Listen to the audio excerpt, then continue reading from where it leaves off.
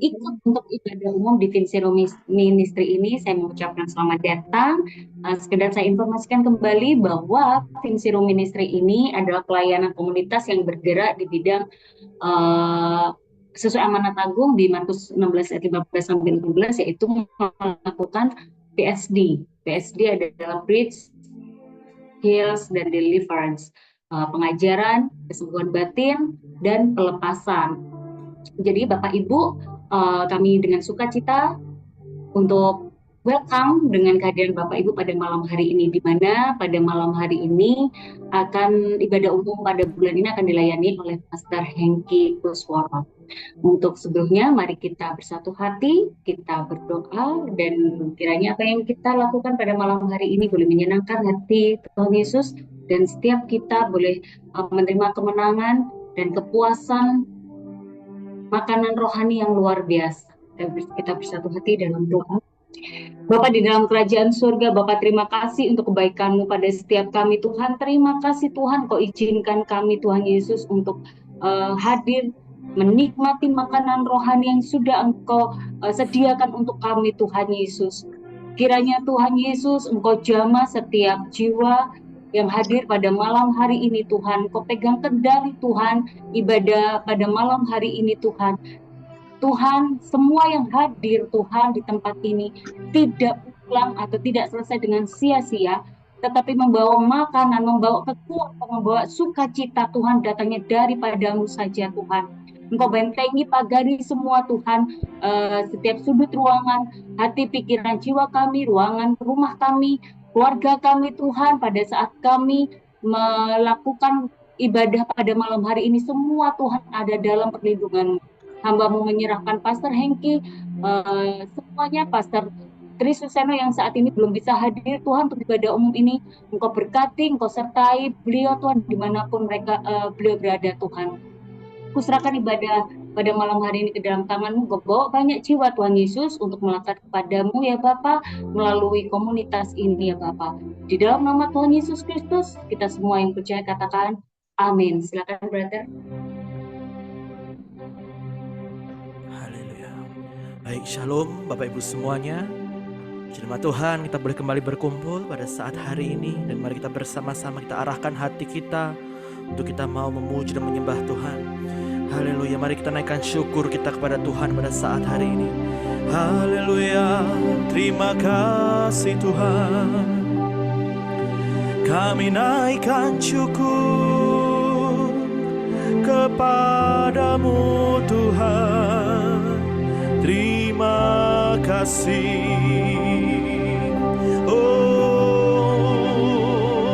Hosana bagimu ya Tuhan. Haleluya.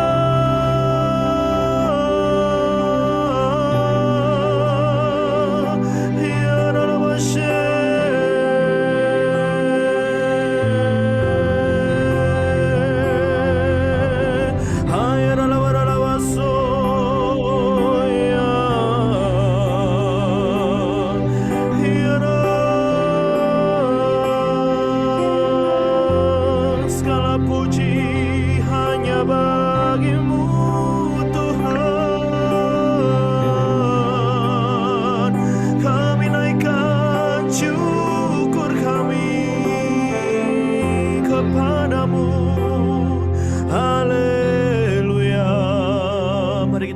hati kita.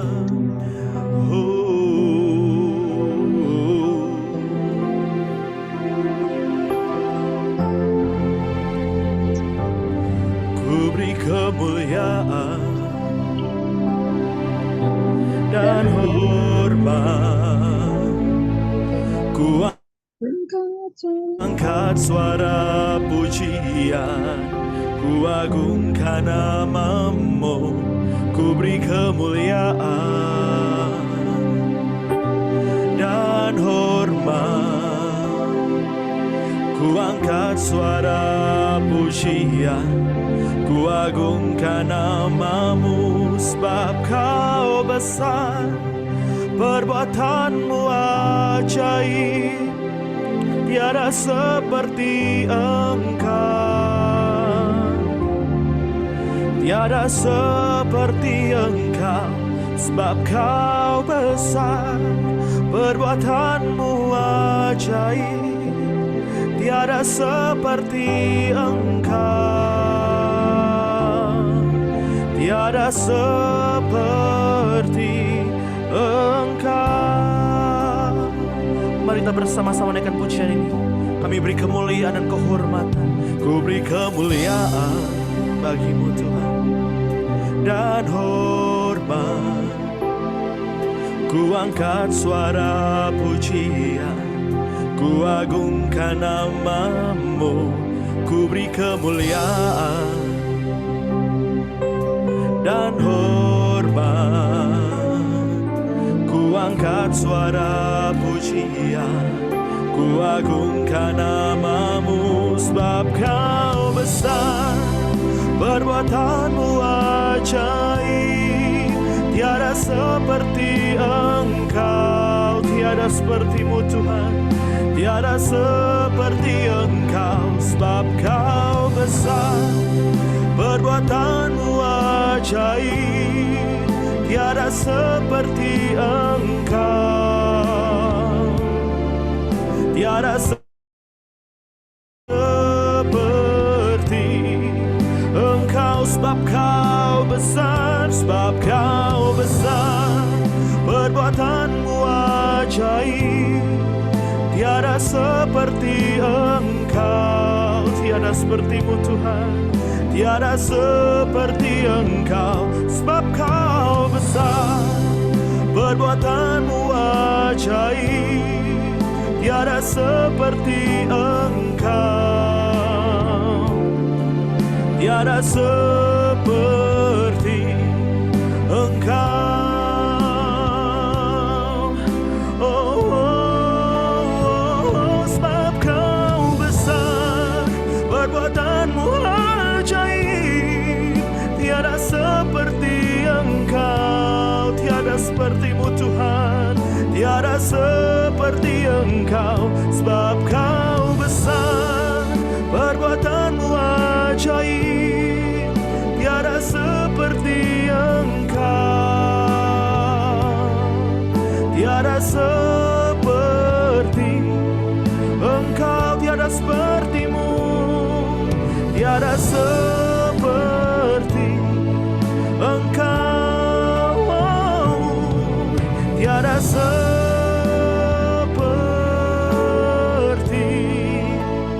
Engkau. Oh, kami sembah Kau, sebab Kau besar ya Tuhan. Kami beri segala pujian, hormat dan kemuliaan hanya bagi-Mu ya Tuhan. Kami angkat suara kami Tuhan, bermazmur bagi-Mu, menyanyikan lagu yang baru untuk memuliakan nama-Mu ya Tuhan. Oh, haleluya. Kami sembah Kau, hanya Kau yang layak dipuji, hanya Kau yang layak disembah. Tiada labashe.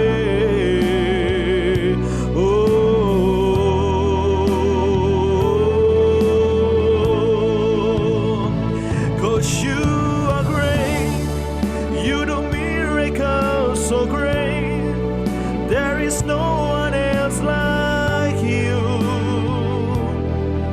There is no one else like You, 'cause You are great. You do miracles so great. There is no one else like You. There is no one else like You. There is no one else like You. There is no one else like You.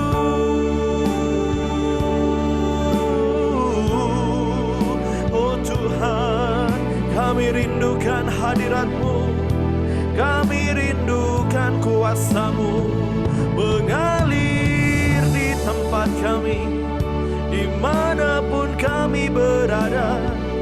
Oh, hadirat-Mu itu yang kami rindu ya Tuhan. Di saat badai bergelora,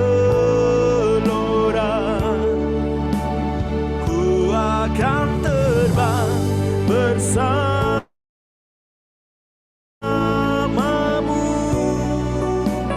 Bapa, Kau Raja atas semesta, ku tenang sebab Kau Allahku. Di saat badai,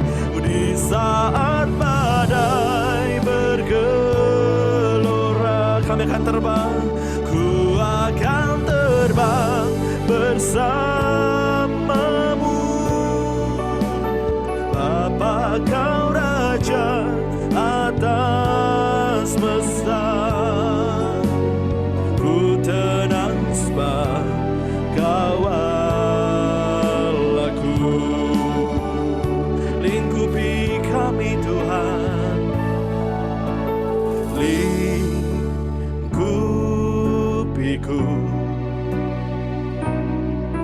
dengan sayap-Mu, naungiku dalam kuasa-Mu. Di saat badai bergelora, ku akan terbang bersamamu. Bapa, Kau Raja atas semesta, ku tenang sebab Kau Allahku. Oh, di saat badai bergelora, ku akan terbang, ku akan terbang bersamamu. Bapa, Kau Raja atas semesta, ku tenang sebab Kau Allahku. Ku tenang sebab, ku tenang sebab Kau Allahku. Ku tenang sebab Kau Allahku.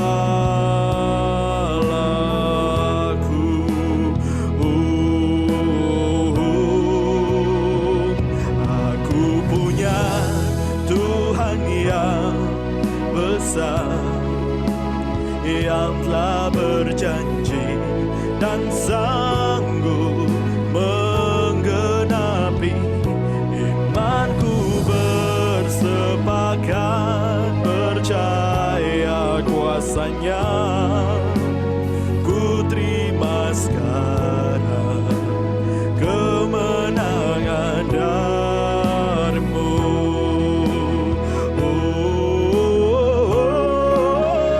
Aku punya Tuhan yang besar, yang telah berjanji dan sanggup menggenapi.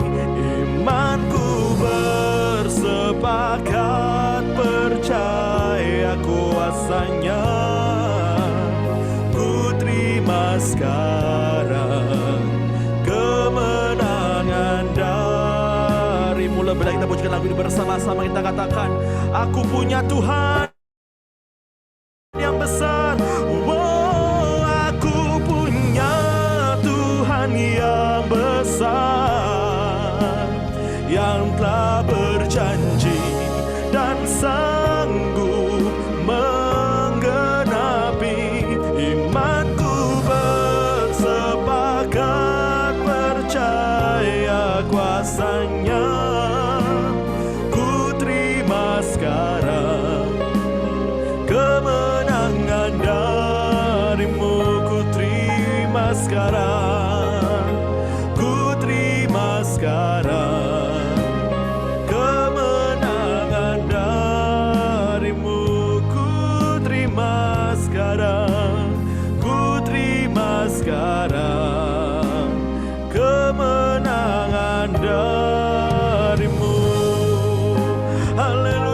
sembah Tuhan. Ya Tuhan, Engkau yang terlebih besar, kuasa-Mu yang terlebih besar, tak pernah terlambat pertolongan-Mu, ya Tuhan. Oh, terima kasih ya Tuhan, kami puji nama-Mu. Haleluya.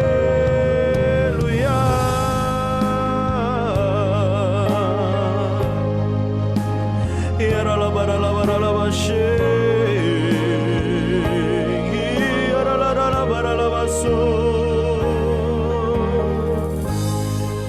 terima kasih ya Tuhan, Kau sungguh baik. Terima kasih ya Tuhan untuk hadirat-Mu yang kami boleh rasakan pada saat hari ini Tuhan.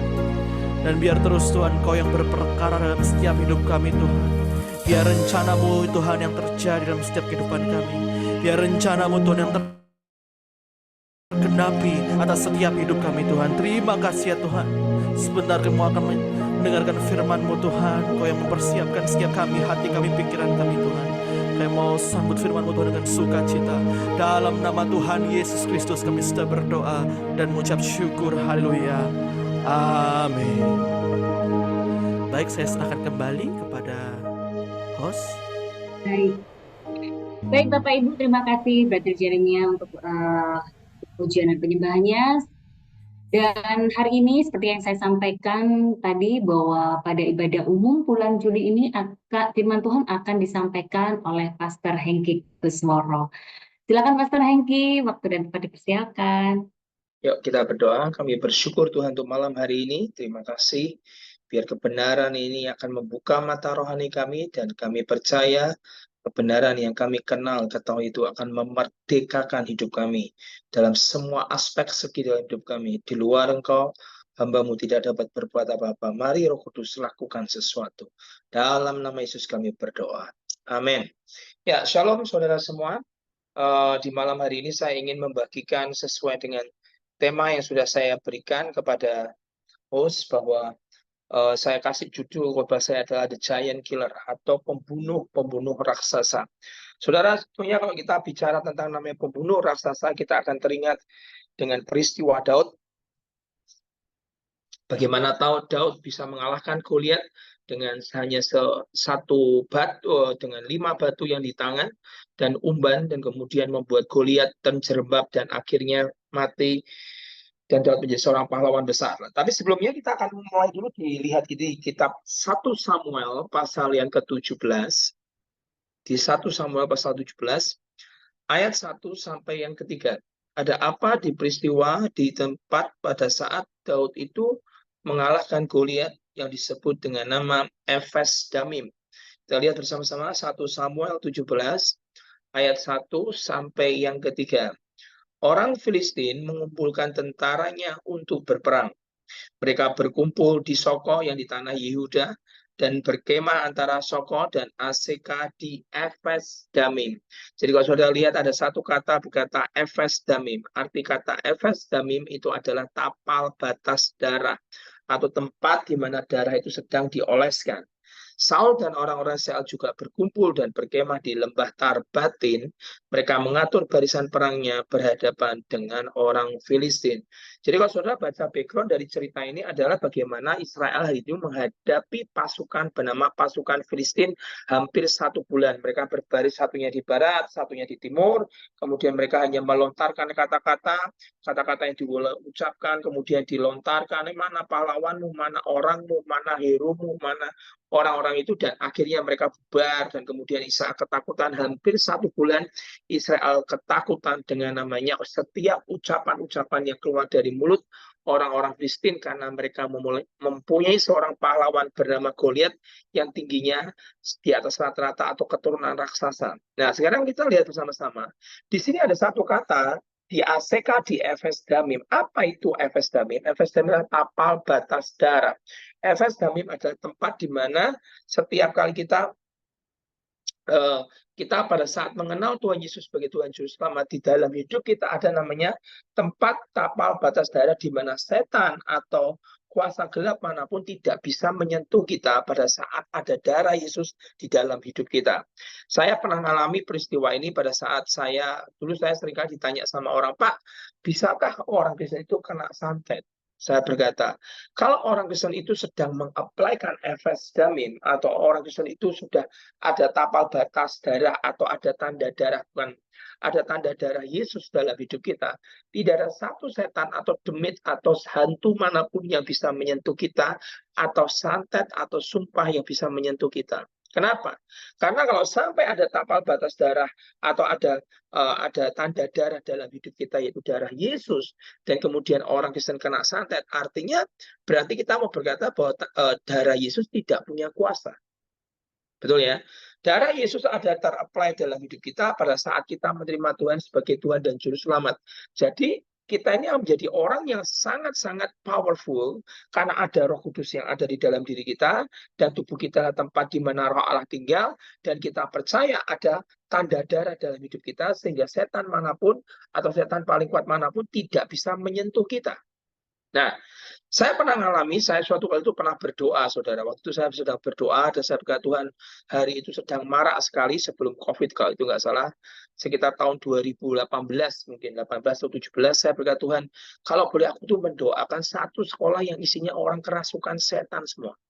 Karena zaman itu di Indonesia ada satu anak kena kerasukan setan, kemudian dipegang sama temennya, atau dipegang dukun, atau dipegang siapapun, kemudian tertular, begitu nyentuh temennya, satu kelas, satu sekolah, sampai gurunya, mereka kerasukan setan semua, dan mereka kewalahan untuk mengatasi orang-orang yang kerasukan setan. Nah, di situ saya berdoa, Tuhan, izinkan aku punya pengalaman, yaitu apa? Aku mendoakan orang yang kerasukan setan, tapi kerasukannya di sekolah. Dan itu terjadi, saudara. Tiba-tiba, suatu kali saya ditelepon dari satu sekolah di kota Semarang ini, dan mereka berkata, Pak, kami butuh bantuan. Bapak, Ibu siapa? Saya salah satu jemaat. Kenapa? Karena di sekolah saya baru pulang dari camp, tiba-tiba pada saat sedang mau pulang di camp, sudah sampai di sekolah, orang tua sudah mau jemput, tiba-tiba semua anak kerasukan setan semua, dan setannya ngomong bahwa itu adalah dari tempat perkemahan yang mereka datangi.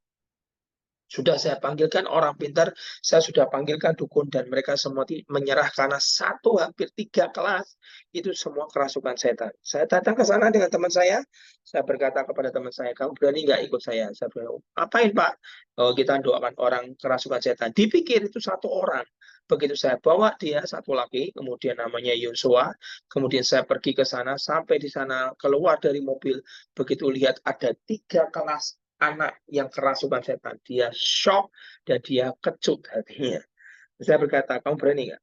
Kamu lihat saya sebentar, saya doakan, dan kemudian kamu akan ngerti bagaimana Tuhan itu menyertai kamu. Dan di dalam hidup kita ada tanda darah Yesus yang membuat setan manapun tidak bisa menyentuh kita. Nah, tapi kok ada orang Kristen, Pak, yang kena santet karena dia buka lubang. Dosa itu adalah membuat kita, memisahkan kita dari Tuhan. Karena dosamu itulah yang memisahkan aku dari engkau. Selama tidak ada dosa, begitu kita berkata, Tuhan, ampuni aku, kuduskan aku, sucikan aku dengan darahmu. Darah itu mulai ditandai lagi dalam hidup kita. Setan manapun tidak bisa menyentuh kita. Nah, saya langsung masuk ke kelas dengan teman saya doakan, bam, keluar. Itu satu kelas isinya mungkin sekitar 30-40 anak. Saya doakan keluar, saya tanya keluar, doakan, nggak perlu pakai lama waktu saya lihat. Saya doakan keluar, dan hampir, kemudian teman saya, oke Pak, saya tadi kelas sebelah, di kelas sebelah dia doakan, dan akhirnya semua selesai. Dan saya berkata, Tuhan, kau tuh luar biasa. Lihat saudara, saya maunya berkata, kata efes damin itu adalah tanda darah. Dalam hidup kita ada tanda darah Yesus yang itu bukan main-main, itu tanda betul darah seorang anak Allah yang mati buat kita, sehingga kita ini mempunyai kekuatan, kita mempunyai sebuah tapal batas darah yang setan tidak boleh cross, tidak boleh menyeberang saat ada tanda darah dalam hidup kita. Jadi bahkan ada satu ungkapan yang cukup keras, yang cukup menarik, cukup radikal, berkata begini, bahkan setan terbesar manapun tidak bisa menyentuh orang Kristen yang paling lemah sekalipun kalau dia ada tanda darah Yesus di dalam hidupnya. Ini sudah saya berkata, jadi kita nggak perlu takut, jangan kita nantang-nantang setan di mana-mana, bukan. Tapi setan terbesar manapun tidak bisa menyentuh orang Kristen yang paling lemah, yang ada tanda darah Yesus dalam hidupnya. Saudara bayangkan kita sudah punya tanda darah, tubuh kita tempat di mana Roh Allah tinggal, kita ditebus di atas kayu salib, kita di redeem dari Kalvari. Kita ini bukan manusia yang biasa, kita adalah manusia yang supranatural. Nah, tapi saya nggak mau bicara itu, kita lihat.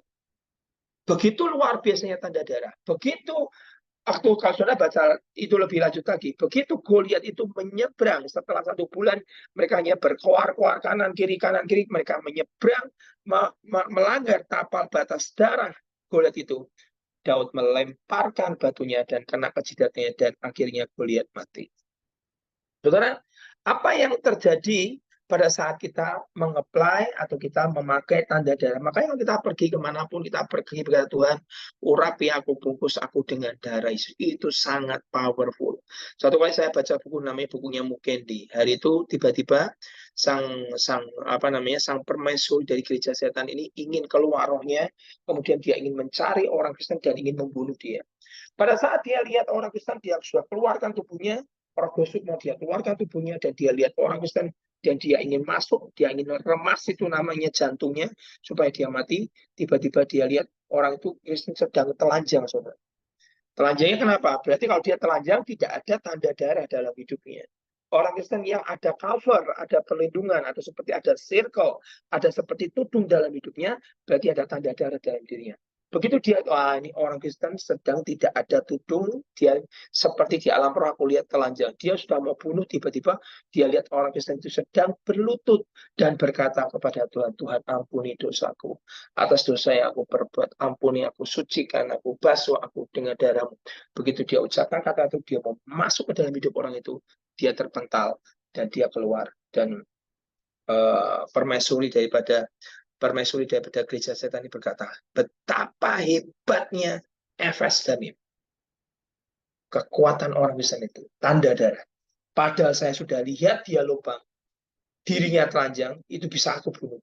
Begitu dia cuma berlutut dan berdoa, Tuhan, ampuni aku, sucikan aku. Darah Yesus menguduskan aku. Langsung itu seperti kalau film-film zaman saya masih kecil itu film Korobot ya. Perisainya langsung nutup semua. Jadi saudara, saya berdoa kita jangan menganggap ringan atau yang namanya Efes Damim atau tanda darah dalam hidup kita. Kalau kita percaya, kita akan diluputkan. Kalau kita percaya, saya dengar banyak kesaksian. Orang-orang yang bagaimana diluputkan Tuhan. Seperti kemarin kita lihat peristiwa Donald Trump. Donald Trump itu bahkan cuma, dia gesernya cuma geser satu kepala, geser sedikit cuma begitu. Kalau dia nggak geser kepala, cuma nengok kanan sedikit atau nengok kiri lah, saya nggak tahu. Kalau dia nggak nengok sedikit, itu peluru tembus tengkorak, dan pasti dia mati. Pasti dia mati. Dia hanya mungkin menurut saya malaikat mungkin geser kepalanya, dia geser sedikit kena ke telinganya. Nanti ada ceritanya itu ternyata seperti simbol seperti seorang imam besar yang sedang membawa persembahan di publicity di depan para umat, bahwa nanti telinganya ada tanda darahnya, dan kemudian tangannya yang sebelah kanan memegang ada tanda darahnya. Itu secara profetiknya begitu. Benar apa enggak, Pak? Saya nggak tahu. Saya hanya baca artikel seperti itu. Cocok lagi nggak, Pak? Ya, saya nggak tahu juga. Sudah, kita nggak usah pusing. Tapi saya lihat bagaimana penyertaan Tuhan begitu luar biasa. Orang ini disertai Tuhan, bagaimana dia diluputkan dari maut yang sudah menyerempet di depan kepala, tinggal tembus, cuma digeser. Kenapa? Ada tanda darah Yesus. Berkali-kali dia selalu mengucapkan yang terkenal itu Yesus Kristus. Yang hebat itu Yesus Kristus. Kita harus minta blessing, kita harus minta berkat, kita harus minta tanda darah dalam hidup kita kepada bos kita. Ditanya, Donald, siapa bosmu? Dia berkata, Yesus Kristus. Setiap kita, saudara mau pergi, saudara mau kemana, rumah dijaga, di segala macam, apply, sertakan tanda darah dalam hidup kita. Itu tentang Efes Damim, yang artinya adalah tanda darah. Sekarang kita masuk ke 1 Tawarik 11, ayat 12 sampai 14. Saya akan masuk lebih dalam lagi tentang namanya para pembunuh raksasa. Lihat, 1 Tawarik 11, ayat 12 sampai yang ke-14.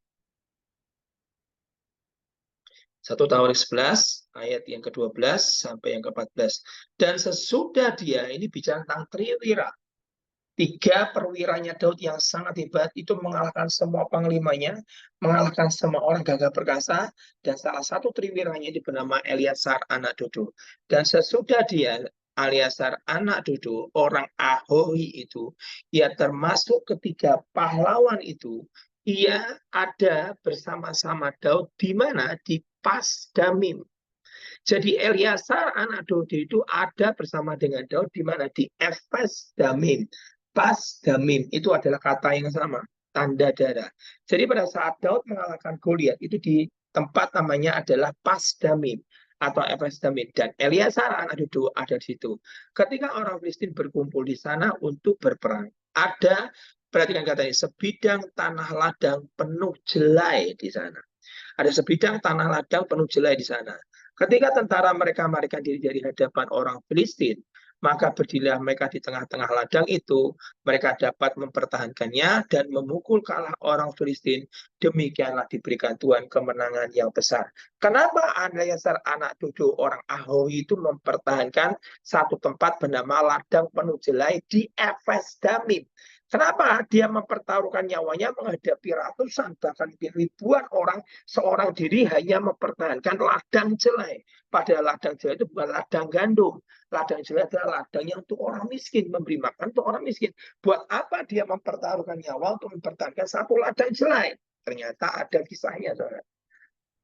Ternyata di Pasdamim atau di Efes Damim itu ada ladang jelai, adalah tempat di mana pada saat Daud mengalahkan Goliat atau disebut sebagai sumur warisan yang Daud pernah lakukan di sana. Dia membunuh raksasa. Saudara perhatikan prinsip dari kerajaan surga. Ingat ya, Tuhan Yesus kalau kasih prinsip dari kerajaan surga adalah seperti seorang tuan meninggalkan talenta. Kerajaan surga adalah seperti orang sedang mencari mutiara. Kerajaan surga adalah seperti Tuhan yang membagi talenta. Kerajaan surga adalah seperti orang yang mencari mutiara dan segala macam. Saya berkata standarnya adalah kerajaan surga adalah, lihat saudara, ada satu prinsip kerajaan surga. Kalau saudara bersama-sama dengan orang atau pemimpin yang membunuh raksasa,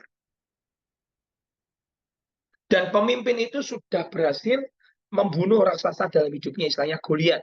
Hari itu Daud membunuh Goliat. Dan dia mengambil 5 batu. Dan Alkitab berkata, Daud hanya memakai 1 batu dari antara 5 yang dibawa.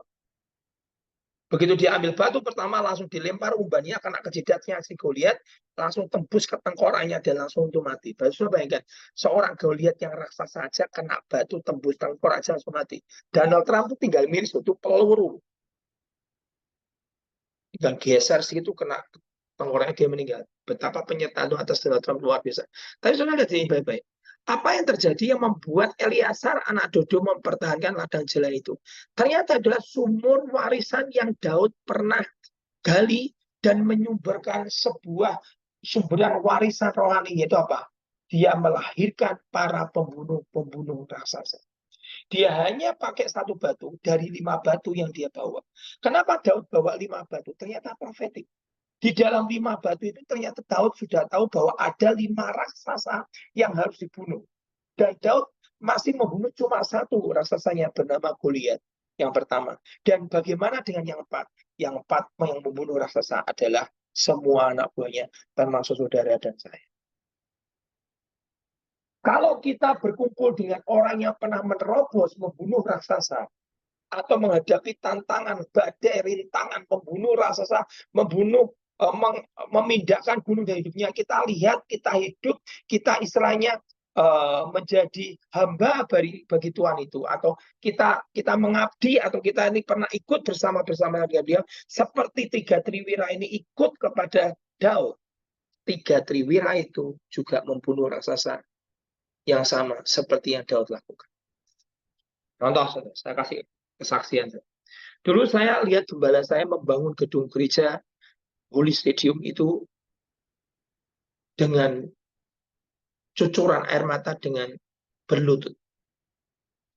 Begitu kami memulai gereja, tantangannya berbeda. Saya lihat seorang gembala, seorang pemimpin saya, seorang bapak rohani saya, dia pernah membunuh Goliat. Dia bisa membangun gedung gereja dengan kapasitas 11.500 tempat duduk dan mempunyai jemaat hampir 20.000. Saya pernah melihat beliau membangun sekolah dengan tower 2, dengan murid 3.000, dengan kapasitas begitu luar biasa. Saya pernah melihat pemimpin saya memberi makan orang-orang miskin. Saya pernah melihat pemimpin saya membuat lapangan bola, lapangan basket, dan kemudian dia memberi makan orang miskin dan bisa mengumpulkan orang miskin dan menjangkau orang di bawah. Memberikan sekolah, memberikan beasiswa buat orang miskin. Sampai dari hulu ke hilir, orang tutup mata, punya anak lahir dari STK sampai kuliah, kami siapkan semua. Saya lihat itu. Otomatis karena saya berkumpul dengan pembunuh raksasa, saya mewarisi. Seperti Daud, dia membunuh Goliat. Saudara kalau lihat nanti di 2 Samuel, saudara lihat di 2 Samuel, pasal 21, ayat 15 sampai 22. Jadi ladang jelek yang dipertahankan oleh Eliezer anak Dodo itu bukan cuma sekedar ladang jelek, itu adalah sumur warisan yang pernah Daud gali, sehingga dia bisa memancarkan air keluar, sehingga lahirlah para pembunuh-pembunuh raksasa. Dia pertahankan sumur warisan itu. Sekarang lihat nih, 2 Samuel 21 ayat 15 sampai 22. Di ayat yang 15 sampai 22 itu dia bercerita, dikatakan bahwa anak buah Daud membunuh raksasa yang kedua, anak buah Daud membunuh raksasa yang ketiga, anak buah Daud membunuh raksasa keempat, dan anak buah Daud membunuh raksasa yang kelima. Langsung kita loncat ke ayat yang ke-22. Keempat orang ini termasuk keturunan raksasa di Gad. Lihat, dan mereka semua keempat orang ini adalah mereka tewas oleh tangan Daud dan oleh tangan orang-orang. Jadi saat pemimpin atau orang yang kita jadikan mentor, bapak rohani, orang yang kita anggap sebagai panutan, dia membunuh raksasa, dia bisa menaklukkan tantangan yang begitu luar biasa. Kita sebagai anak rohani, kita juga mengalami peristiwa pengalaman yang sama, karena kita minum dari sumur yang sama. Saudara, pada saat beliau gembala saya, dia membangun gedung gereja, dihabiskan 21 miliar. Kami pada saat membuat gereja, kami diberi 3 gudang dengan harga berapa? Sama, 21 miliar. Pada saat gembala saya membangun sekolah dari TK sampai SD, kami disuruh Tuhan bangun sekolah dari TK sampai SD, memberikan beasiswa. Pada saat gembala saya disuruh memberikan latihan kerja untuk orang-orang miskin, sehingga orang miskin bisa punya kerjaan, dari memijat, dari menjahit, dari make up sampai tata rambut. Hari ini kami punya pelayanan yang sama. Jadi siapa pemimpinmu yang kau ikuti, itu otomatis kita akan mengalami peristiwa. Pak, kok saya nggak ngalami? Saudara harus berdoa. Karena sumur itu diwariskan. Nanti kalau saudara lihat, Isa itu tidak pernah menggali sumurnya sendiri. Yang dia gali adalah sumurnya Abraham. Contoh hari ini, bapaknya sudah kaya raya, dia merintis dari nol, luar biasa, susah payah, menderita, menggali sumur sampai perusahaannya jadi luar biasa, jadi kaya raya, dia wariskan anaknya. Seharusnya anaknya bisa menerima warisan dari bapaknya, tidak perlu memulai dari awal lagi. Seperti yang salah satu konglomerat Indonesia. Beliau memberikan usahanya kepada anaknya, anaknya pulang dari luar negeri dipegang anaknya, usahanya sekarang jadi lebih besar daripada bapaknya. Artinya apa? Berarti anaknya ini mewarisi sumur dari bapaknya. Demikian juga dengan perkara rohani. Kalau kita melihat seorang pemimpin atau seorang tokoh atau seorang mentor dalam hidup kita, dia adalah pahlawan iman, kita akan ikut merasakan menjadi pahlawan iman. Saya rasakan. Kami tiba-tiba punya sekolah. Dari TK, SD, SMP, SMA, SMK. Sesuatu yang dulu saya pikir hanya bisa gembala saya nih, Bapak Ron saya. Ternyata saya ini bisa. Dulu saya berpikir beliau yang membangun gedung gereja. Hari ini kan punya gedung gereja. Dulu saya berpikir kita hanya punya gedung sekolah, yang punya gedung sekolah ada gembala. Hari ini kan bangun sekolah, dan sebentar lagi juga kita akan bangun sekolah lagi di tingkat SD. Tiba-tiba kami dikasih kapasitas gedung gereja, jemaat sudah mulai 3.000. Ada nubuatan berkata, kamu akan jauh lebih besar, jadi trend center kegerakan. Dulu pada saat saya ikut pembunuh raksasa atau gembala saya Petrus Agung itu, dia adalah orang menjadi trend center di kota ini. Jadi saudara, Artinya seorang pembunuh raksasa akan melahirkan siapa? Pembunuh raksasa. Jadi kita itu perlu namanya menggali sumur yang sudah bapak rohani kita itu sudah lakukan. Keempat, raksasa itu dibunuh oleh tangan Daud dan oleh tangan orang-orang. Jadi kita ini berhak mewarisi apa yang pernah diterobos oleh Daud, anak buahnya, orang sekitarnya, atau perwiranya, atau ajudannya ikut mewarisi. Gembala saya beli rumah dengan berkata nih, beli rumah, oke Pak, Bapak beli rumah di perumahan ini, ya terus bayarnya gimana? Saya nggak punya uang. Bapak bayar sesuai dengan berkat Tuhan. Bapak punya uang 10.000 ya bayarlah 10.000. Bapak punya uang 100.000 bayar 100.000, 1 juta, 5 juta, 6 juta, 100 juta, satu saja sesuai berkat Tuhan. Setiap bulan tidak perlu ada amount-nya. Itu kan aneh kan? Kita beli rumah di perumahan, tiba-tiba pengembangnya berkata, bayarlah sesuai berkat Tuhan. Ya, semua orang mau lah. Tanpa DP, tanpa segala macam, pokoknya bayar sesuai dengan berkat Tuhan. Bapak punya uang berapa, ya sudah setor. Tapi beliau selesaikan dalam waktu sekejap. Begitu kami hari ini, gembala saya sudah meninggal. Sekarang saya punya teman, pemimpin saya hari ini. Dia beli rumah, dan kemudian syaratnya sama. Apa? Bayar sesuai berkat Tuhan. Dan selesai juga. Saya beli mobil, tiba-tiba saya bayarnya bagaimana? Sesuai berkat Tuhan. Selesai juga. Selesai juga. Jadi apa yang pernah diterobos oleh pemimpinmu, bapak rohanimu, oleh orang-orang yang menjadi panutan saudara, saudara akan ikut mewarisi iman yang sama.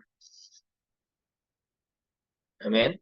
Kalau pemimpinmu pembunuh raksasa, saudara akan menjadi seorang pembunuh raksasa. Oke. Setiap kita harus belajar bahwa Tuhan itu adalah Tuhan yang mewariskan bukan cuma harta, tapi juga mewariskan iman. Dulu saya dengar seorang hamba Tuhan bernama Rich Bowell. Seorang Rich Bowell itu adalah seorang hamba Tuhan yang pernah ikut dalam revivalnya Evan Roberts di Wales. Dan Rich Bowell ini terkena dampak revival di Wales begitu luar biasa. Wales itu sampai penjara tutup, pelacuran tutup, para pelacur bawa Alkitab, kemudian pertandingan sepak bola tutup karena orang pada pergi ke gereja semua. Satu kota 200.000 jumlah orangnya tiap hari itu ke gereja. Termasuk salah satunya dari Bowell ikut dalam KKR itu. Dia kena api kebauan rohani, dia kecipratan sumur kegerakan rohani. Kemudian apa yang terjadi? Sampai satu kota dilawat Tuhan, dari kota yang jumlahnya penduduknya cuma 2.000, yang hadir, yang kena dampak dari revival itu adalah 200.000. Dari mana Pak? Dari luar kota West pada datang ke tempat itu, dia menggali sumur, dia minum sumurnya, dia mengalami kena dampaknya, api roh kudus nempel dari dia, dibawa pulang, ada yang dibawa pulang ke India, seperti dengan Rasul Thomas, kemudian ada yang dibawa pulang sampai ke Amerika, akhirnya menjadi kegerakan baru namanya Azusa Street Revival. Dari mana itu? Dari sumur yang dia ambil di Wales. Di tempatnya siapa? Evan Roberts. Apa yang terjadi? Satu kota tidak ada orang penjahat. Sampai polisinya nganggur, pemadam kebakaran nganggur, karena semua orang-orang yang di penjara dibawa ke gereja pada dibaptis dan pada bertobat. Dan hari itu ada orang bernama Rich Bowell. Dia ada di situ dan kemudian punya hati, singkat cerita, dia punya hati untuk Afrika. Dia terbang ke Afrika dengan istrinya, dia tinggalkan anaknya, dia terbang ke Afrika dan dia bawa Injil. Dan di Afrika dia menangkan 10.000 orang Afrika sebelum Afrika pernah disentuh orang. Dia bawa api kegerakannya di Wales Revival, dia masuk ke Afrika, dan kemudian 10.000 orang Afrika bertobat. Apa yang terjadi? Engkau kumpul dengan siapa? Engkau bergaul dengan siapa? Engkau bersekutu dengan siapa? Engkau punya fellowship dengan siapa? Demikian engkau menjadi. Gitu ya. Makanya kenapa kadang orang-orang kaya itu maunya kumpul sama orang kaya? Kenapa? Karena mereka akan saling menulangkan. Oke. Nah sekarang kemudian Rich Bowell pulang dari Afrika, dia balik ke kota Wales, pikirnya dia mau liburan setelah 2 tahun, dan dia menangkan 10.000 orang. Tiba-tiba di kota Wales, Tuhan berkata, sekarang kamu tidak boleh kembali ke Afrika. Loh Tuhan, hatiku untuk Afrika, aku sudah tinggalkan 10.000 anak rohaniku di Afrika. Masa aku nggak balik, aku tidak lanjutkan pekerjaan di Afrika, dan aku mau menjadikan besar. Dan Tuhan berkata kepada Rich Bowell, tugasmu sudah selesai di Afrika. Saudara, banyak orang hari ini pendeta, hamba Tuhan, penginjil, nabi kalau sudah lihat buah hasil plannya luar biasa. Seringkali kalau Tuhan kata stop, berhenti, kita nggak mau berhenti. Kita merasa bahwa ini kan sudah dimulai dari Tuhan, kenapa kita mengakhiri dengan daging? Maksud saya suruh diam. Dan Tuhan ngomong sama Risbol berkata, mulai hari ini kamu menjadi seorang pendoa, bangun pasukan doa di kota West. Dan yang di Afrika 10.000 bagaimana Tuhan?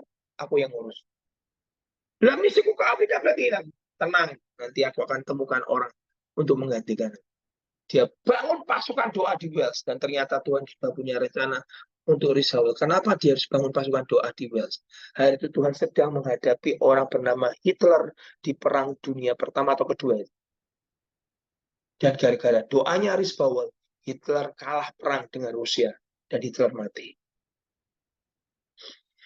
Dan hari itu Risbal berkata, Tuhan terima kasih, ternyata ada sebuah tugas besar yang bukan sekedar membawa Injil sampai ke Afrika, tapi yang harus mencegah Antikris bernama Hitler harus mati.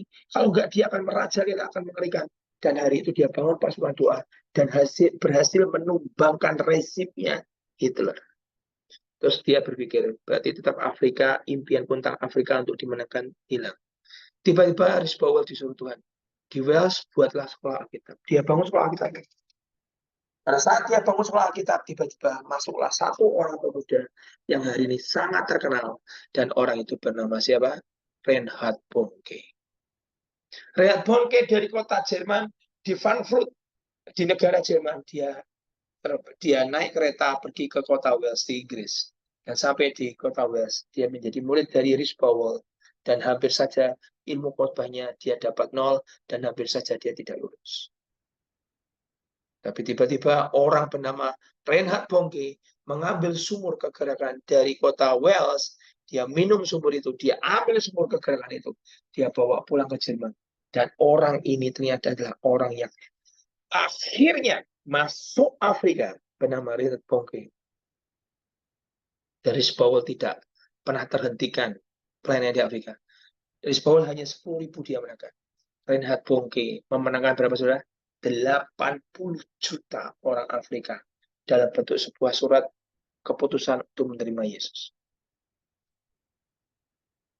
Jadi orang itu bisa kena dampak dari setiap ada sumur yang pernah diterobos, yang digali oleh pendahulu kita.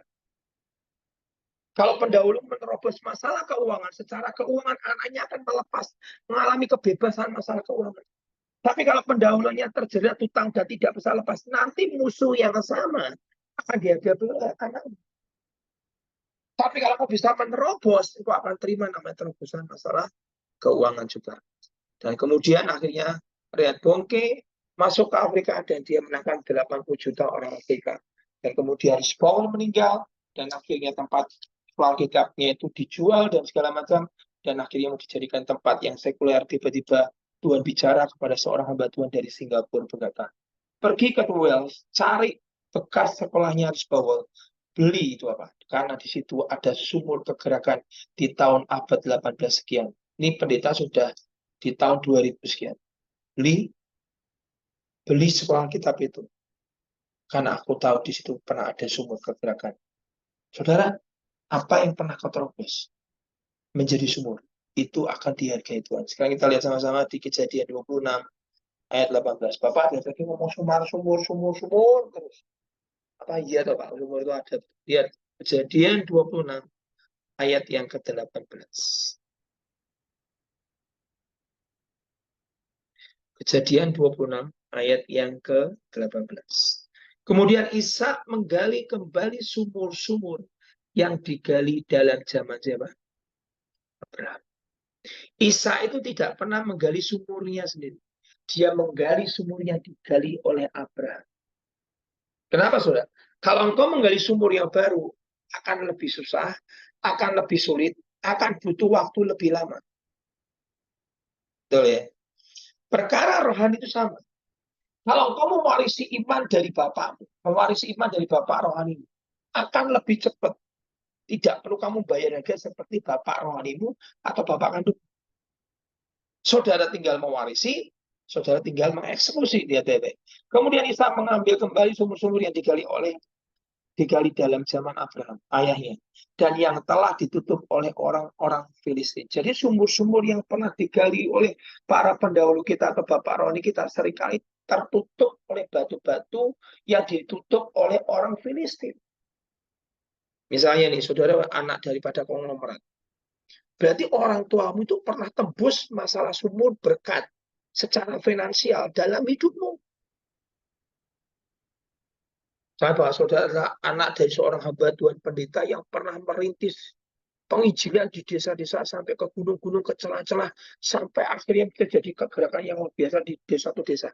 Berarti saudara sedang mewarisi sumur kegerakan penginjilan dari engkau yang turun, ya saudara. Tetapi kok sekarang nggak ngalami, Pak? Kenapa? Karena sumur itu tertutup. Oleh apa? Oleh Filistin.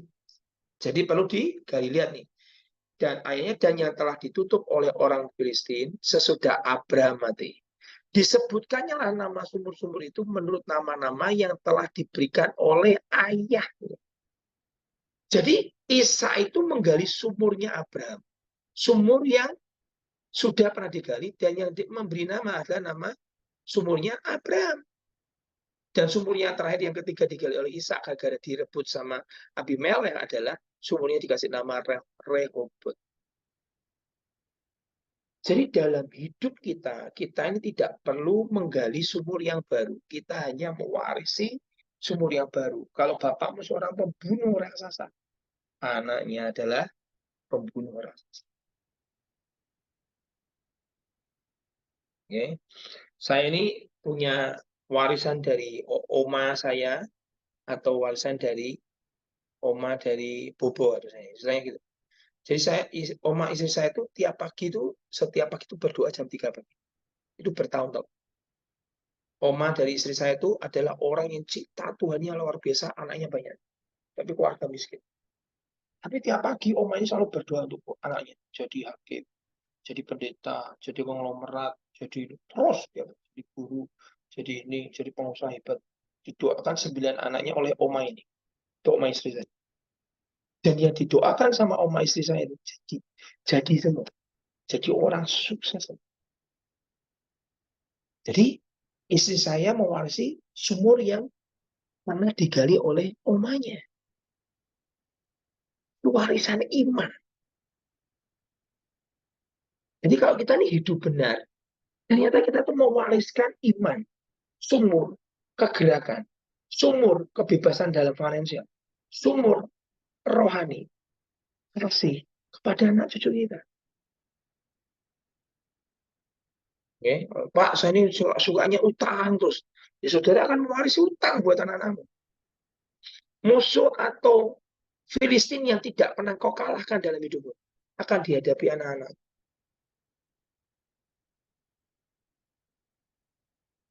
Nah, saya juga mewarisi apa yang disebut namanya sumur yang dibangun oleh papa saya kandung.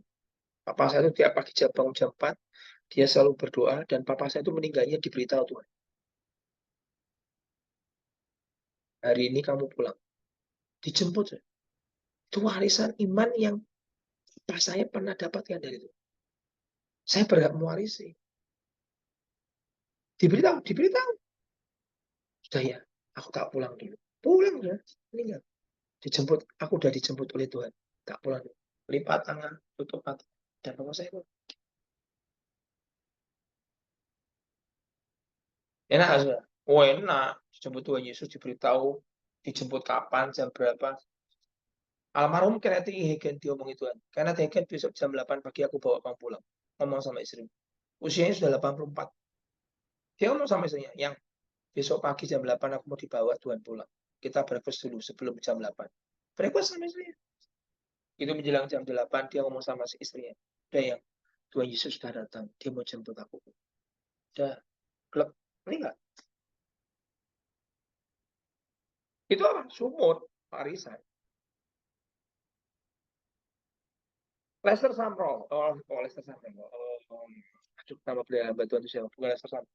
Satunya lagi siapa namanya? Dia berkata, Tuhan ngomong sama dia. Nanti pada saat Valentine Day, 14 Februari, tahun sekian, Kamu kumpulkan keluarga besarmu, aku mau jemput kamu. Dia kumpulkan keluarga besarnya, dia pesta Valentine, dan dia ngomong sama anak cucunya, kan sudah jadi opa, anak cucunya, opa hari ini mau dijemput Tuhan pulang. Nanti kalau opa jemput pulang, kamu sambut ya Tuhan Yesus ya. Ya. Itu sedang pesta luar biasa, tiba-tiba Tuhan Yesus datang. Itu Tuhan Yesus sudah datang, mau menjemput saya. Jemput, pulang, surga. Itu warisan iman itu. Buat saya hebat sekali. Ya. Mari belajar bahwa setiap apapun yang pernah kau terobos akan menjadi sebuah sumur yang akan memancar dari dalam hatinya, memancar air kehidupan. Kita lihat 2 Timotius 1 ayat 5 sampai 6. 2 Timotius 1 ayat 5 sampai 6.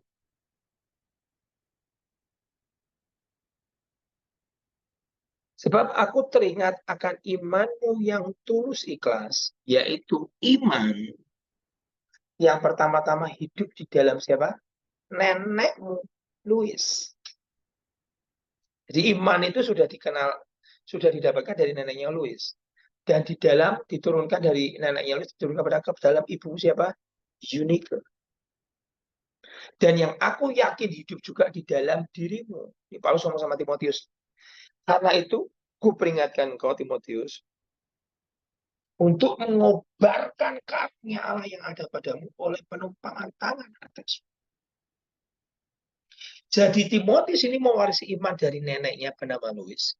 Dia mewarisi iman dari ibunya bernama Eunice. Dia dapat mentor hebat besar bernama Timotius. Wah, ini orang hebat ya Timotius. Dari Paulus. Jadi iman itu diwariskan. Bukan cuma warisan harta. Saudara sedang mewariskan iman kepada anak cucu. Kalau dari neneknya Louis bisa turun ke Eunice, Eunice bisa turun ke Timotius, Timotius turun ke kita hari ini. Atau ada seorang hamba Tuhan di Amerika.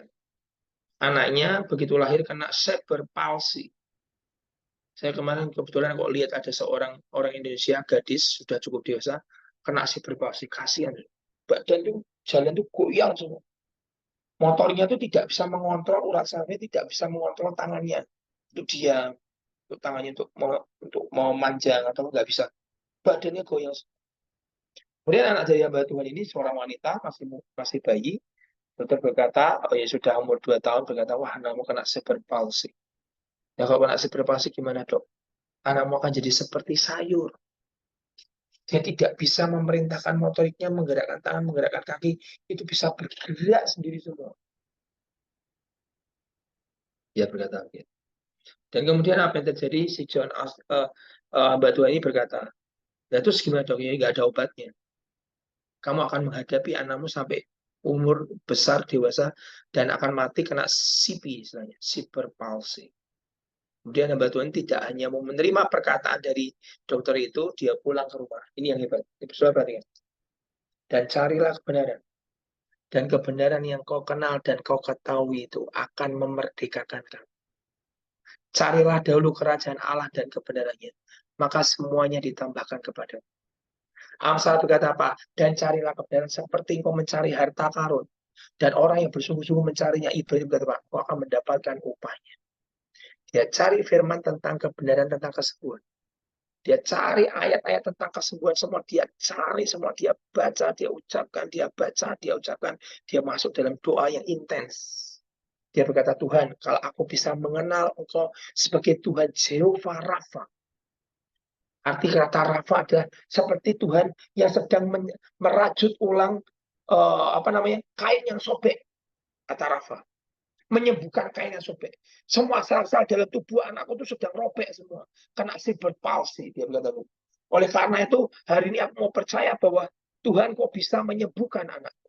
Anaknya kan cerebral palsy. Dia berdoa 1 hari tidak jawab, 2 hari tidak jawab, seminggu tidak jawab, 1 bulan tidak jawab, 5 bulan, 6 bulan, 7 bulan. Dia ucapkan firman, dia berdoa, dia cari terus kebenaran. Semua ada di dalam buku, di dalam Alkitab. Jawaban semua ada di Alkitab. Dia terus kejar sampai setahun tidak dijawab, 2 tahun tidak dijawab, 3 tahun tidak dijawab. Sampai 4 tahun kemudian tiba-tiba Tuhan berkata, lihat apa yang pernah kau gali, apa yang pernah kau terobos, anakmu akan menikmati. Tiba-tiba kebenaran itu memerdekakan dia. Dan anaknya didoakan setelah 4 tahun. Doa intensitas tidak pernah berubah, tidak pernah menyerah, tidak pernah merasa berkata Tuhan itu bohong. Dia tetap konsisten, tetap persisten, tetap lakukan doa, tetap deklarasi, tetap baca Alkitab, tetap kejar firman, tetap cari kebenaran. Sesuatu apa yang terjadi? Anaknya cerebral palsy umur 16. Sembuh total. Berarti mungkin sekitar 16 tahun kemudian. Begitu anaknya sembuh, itu seperti ada sumur yang sedang diterobos oleh pendeta ini. Selang beberapa bulan kemudian, istrinya didiagnosa, istri dari pendeta ini, didiagnosa kena namanya kanker liver, stadium 4. Dokter berkata, anakmu tidak bisa, istrimu tidak bisa hidup, umurnya cuma 6 bulan. Istrinya tidak terima, pulang ke rumah, cari firman, baca ayat, baca firman, kejar Tuhan adalah Jehovah Rawa. Dia cari kebenaran. Kalau engkau mencarinya seperti mencari harta karun, engkau akan mendapat upahnya. Banyakan orang Kristen hari ini tuh mencarinya tidak segenap hati. Mencari sehari, 2 hari, sebulan, 2 bulan, 3 bulan, 4 bulan, tidak dijawab, dan akhirnya berhenti. Dan selalu memakai dalih istilah kata adalah bukan kehendak Tuhan. Padahal sudah menyerah. Padahal sudah tidak gigih lagi mengejar. Istrinya guling-guling di lantai, dia berdoa, Tuhan, kau harus sembuhkan aku. Seperti kau sembuhkan anakku setelah umur 16, kena cerebral palsy yang tidak mungkin sembuh. Hari ini aku juga mau percaya kepada Tuhan yang sama.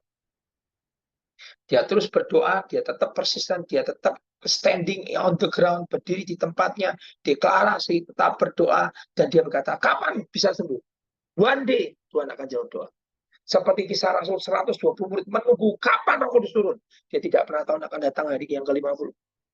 Saat kau terus berdoa sampai kau mendapat. Saat kau terus mengetuk sampai pintu dibuka. Saat kau mencari dan terus mencari sampai kau mendapatkan. Itu sikap hati orang yang berdoa. Yakub itu berdoa berkata begini, Tuhan, kalau engkau tidak berkati aku tidak akan lepaskan engkau. Itu diperkirakan adalah Tuhan atau malaikat. Dan nggak bisa, Pak, saya sudah mau menyingsing. Nggak, sebelum kau berkati aku, tidak akan pernah aku lepaskan kau. Orang Kristen kehilangan yang begini. Pokoknya sebelum Tuhan nggak jawab, aku tidak akan pernah berhenti berdoa. Seperti Yakub, aku tidak akan kulepaskan. Dan firman berkata apa? Dan begitu fajar mau menyingsing, malaikat itu langsung melihat bahwa dia sedang bergulat melawan Yakub. Hari ini banyak orang Kristen bergulat, tapi seringkali menyerah di tengah jalan. Dan Yakub tetap pegang kakinya malaikat itu, atau pegang kakinya Tuhan itu. Dan Tuhan berkata, oh, kalau nggak tak pukul pangkal pahanya, dia tidak akan pernah lepaskan aku. Dipukul pangkal pahanya. Gas! Dan Yakub berubah menjadi apa? Menjadi Israel. Dari orang tukang jegal nama Yakub, tukang tipu, berubah menjadi apa? Israel. Dan Alkitab berkata, dan dia bergulat, bergumul melawan Allah, dan dia menang. Pak, bagaimana saya bergumul melawan Tuhan dan menang? Satu simbol. Dipukul pangkal pahamu, dibuat kamu semper, dibuat kamu pincang, baru kamu menang. Artinya apa, Pak? Dipukul kekuatanmu, dipukul kesombonganmu, dipukul mengandalkan manusiamu, dipukul mengandalkan kekuatanmu sendiri. Pada saat dia pukul pangkal pahamu, dia nyeret badannya, dia menjadi pincang. Dia sudah tidak bisa bersandar pada kekuatan sendiri. Di situ Tuhan berkata, kamu menang. Teman saya, habis semua perusahaan ini. Keluarganya berantakan. Ditinggal keluarganya, namanya di blacklist oleh semua bank. Sudah habis-habisan tidak berdaya. Dia masuk doa puasa. Dia mulai berdoa. Dia baca firman. Dia baca Alkitab. Terus. Sehari, 2 hari, terus 3 hari, sebulan, 2 bulan. Dia kirim lamaran pekerjaan sampai 365 perusahaan. Tidak ada satupun perusahaan menjawab. 1 tahun. Tiap hari bangun jam 2 pagi, terus deklarasi, tetap sembahyang, tetap nyembah, tetap nangis, baca Alkitab. Saking tidak ada pekerjaan, dia habiskan Alkitab dari Kejadian sampai Wahyu cuma 2 minggu. Terus dia baca, terus dia kejar kebenaran. Sampai berapa lama, Pak? Sampai 1 tahun kemudian, sampai doamu dijawab. One day, suddenly, tiba-tiba dia sambar. 1 tahun kemudian, tiba-tiba ada perusahaan raksasa dari Cina datang. Aku mau kamu. Padahal nggak kenal langsung. Ngapain sama aku? Bangunkan aku pabrik di Indonesia. Kamu minta duit berapapun, tak gelontor duit dari China. Sekarang kaya raya. Jadi orang itu kalau tidak dipukul pangkal pahanya sama Tuhan, tidak dibuat menyerah, tidak dibuat tidak berdaya, orang itu akan tetap bersandar kepada kekuatan, kepintarannya, dan keahliannya. Orang itu harus dibuat sampai berkata, Tuhan, kalau enggak engkau enggak bisa. Tolong aku Tuhan, seperti Yakub. Ubah aku yang tukang tipu, gara-gara aku suka nipu, aku ditipu oleh pamanku selama 14 tahun untuk mendapatkan Lea dan Rahel dan gajiku. Jadi total pamanku Laban itu menipu Yakub, menipu berapa lama? 21 tahun hidup Yakub itu ditipu oleh Laban. Kalau kau tidak ubah namaku dari Yakub menjadi Israel, aku tidak akan lepaskan. Sikap persisten, stand on your ground, berdiri di atas tanahmu, pertahankan milikmu, ladang jela itu harus ada dalam hidup kita. Dan akhirnya teman saya diberkati Tuhan luar biasa. Saudara, sekarang pendeta ini begitu istrinya terus berdoa, dan akhirnya setelah berapa tahun kemudian, dokter yang berkata umurnya cuma 6 bulan kena kanker liver. Saudara tahu hari ini umurnya berapa ibu itu? Dia kena kanker umur 50. Dokter berkata umurnya cuma 6 bulan. Kenapa ya kalau orang kena kanker selalu dokternya ngasih umur 6 bulan ya? Saya heran kenapa ya? Saya tahu umurnya berapa sekarang ibu itu? Umurnya 90. Sehat. Kebenaran yang kita ketahui, yang kita terobos, akan memerdekakan kita, akan jadi sumur, dan anak cucu kita, dan orang sekitar kita akan ikut menikmati. Gereja itu yang dari cuma 5.000, sekarang jemaatnya 50.000. Anaknya sembuh dari cerebral palsy, istrinya sembuh dari cancer liver. Sekarang tiap Selasa dibuat ibadah kesembuhan ilahi. Gara-gara kesembuhan ilahi yang dibuat ibadah di gerejanya itu karena diterobos masalah kesembuhan cerebral palsy dan cancer. Sekarang orang yang datang ke gerejanya dia yang sembuh kebanyakan penyakit apa? Cancer. Sama cerebral palsy. Jemaatnya sekarang 50.000. Jadi kalau kita ini bergulat melawan Tuhan, kita ini menggali sumur hidup kita bertarung dengan Tuhan atau bergulat melawan Tuhan dan kita menang. Caranya adalah dipukul kekuatan kita. Di situ anak kita akan menikmati yang luar biasa. Hari ini keturunan Yakub kan luar biasa. Negara nomor 1 di dunia. Israel kan? Nggak ada kepintarannya bisa menandingi mereka. Betul kan? Artinya apa, Pak? Artinya apa? Kita ini harus kejar kebenaran sampai terobos, sampai jadi sumur, sampai jadi sebuah warisan. Di situ kita akan sebut apa? Engkau adalah pembunuh raksasa.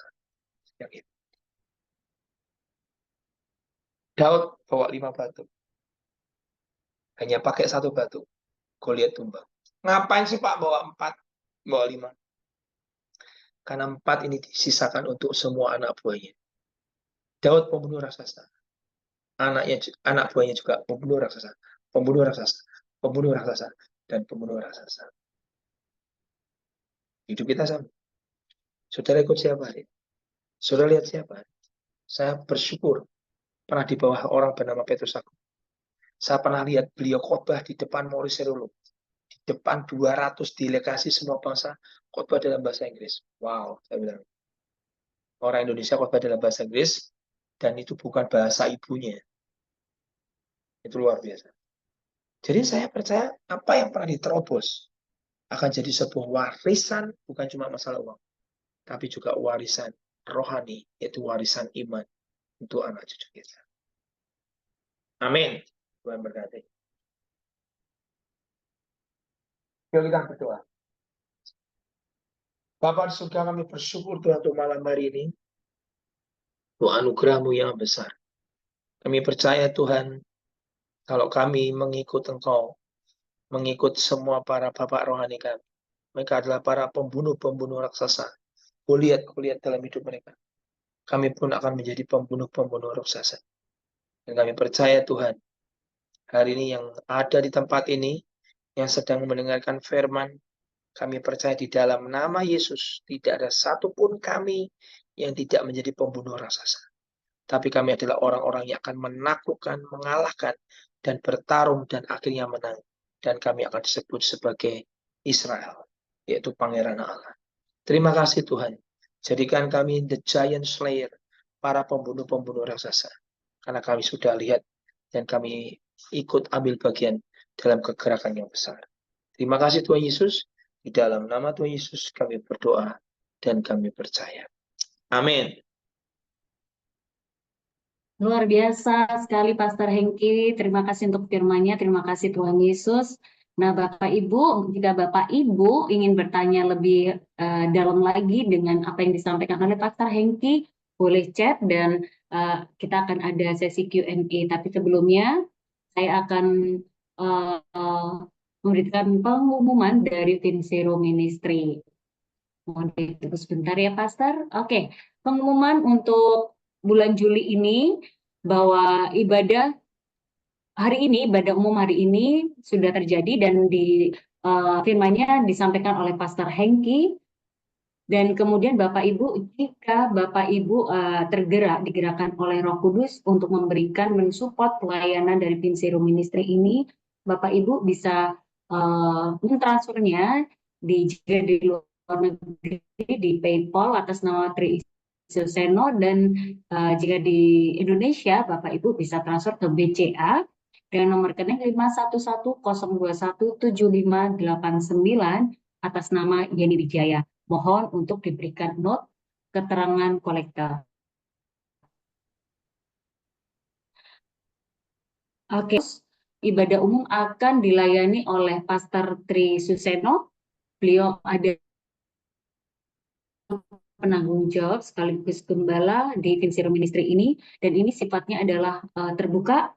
Bapak Ibu bisa share ke semua teman, saudara, kalayak untuk bisa bergabung dan menikmati lawatan Tuhan, makanan rohani bulan Agustus, tanggal 14 Agustus, jam 7 malam seperti saat ini.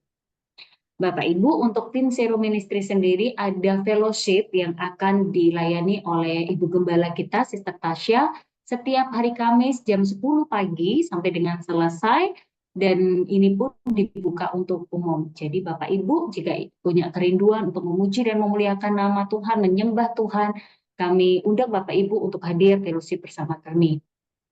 Dan setiap Rabu, selain ibadah umum, kegiatannya ada apa ya Sister Dina di Vinsero? Kami ada komsel dengan komsel persiapan prajurit yang diadakan setiap Rabu pukul 7 malam. Kami mohon maaf ini tidak dibuka untuk umum. Jika Bapak Ibu berkerinduan atau ingin tahu lebih dalam lagi, bisa menghubungi kami di Vinsero Ministry. Bisa menghubungi saya, Sister Hana, atau mungkin Sister Tasya. Nah, pengajaran dari Vinsero Ministry yang bergerak di bidang itu tadi, amanat takun ya, PhD di Markus 16 ayat 15 sampai 18. Bagi yang berminat untuk belajar lebih lagi tentang pelepasan dan inner healing, kesembuhan batin, Bapak Ibu bisa kontak di Sister Hana dengan 081357098982. Kita akan start pengajaran ini di bulan Agustus 2020. Jadi Bapak Ibu jangan sampai kelewatan untuk pengajaran modul 1 ini supaya Bapak Ibu bisa mengerti lebih dalam bagaimana dengan kesembuhan batin, preaching, dan pelepasan. Dan jika Bapak Ibu memerlukan permohonan dukungan doa, Bapak Ibu bisa menghubungi Saudari Hana di 081357098982, atau Bapak Ibu bisa menghubungi website kami di www.vinseroministry.org, dan di situ akan ada form yang ada, silakan mengisi form tersebut dan kami akan support dalam doa. Dan untuk tidak ketinggalan informasi berkaitan dengan Vinsero Ministry, Bapak Ibu bisa langsung follow saat ini IG kami di Vinsero_Ministries, kemudian YouTube kami di Vinsero Ministries, dan website kami. Baik, Bapak Ibu, terima kasih. Dan selanjutnya kita akan langsung ke Q&A. Adakah pertanyaan untuk Pastor Hengki di sini?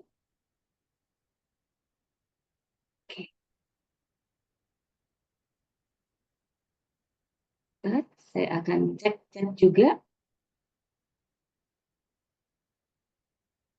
Sekiranya ada Q&A, mumpung ada Pastor Hengki di sini, atau mungkin penjelasan Pastor Hengki tadi itu sudah bikin wow banget ya.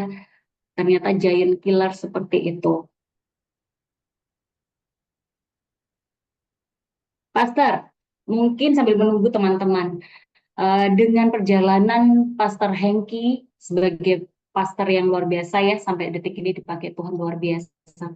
Pernah nggak si pastor mengalami giantnya pastor itu sendiri?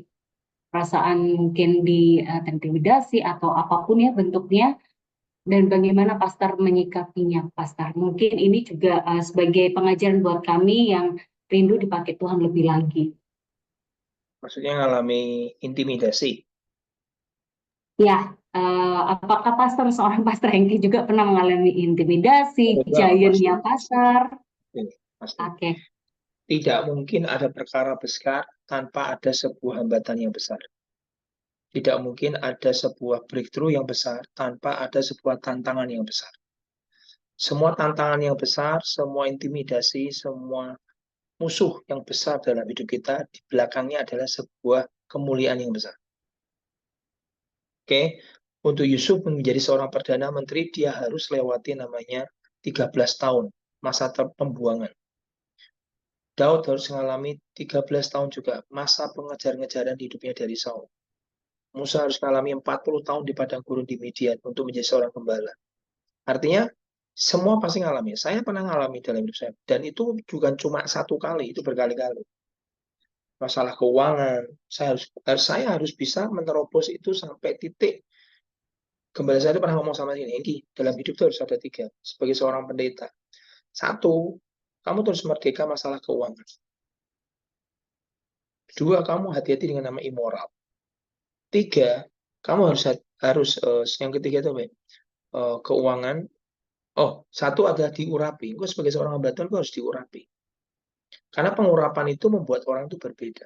Tapi yang paling sulit adalah yang nomor 2. Apa itu? Keuangan. Merdeka masalah keuangan.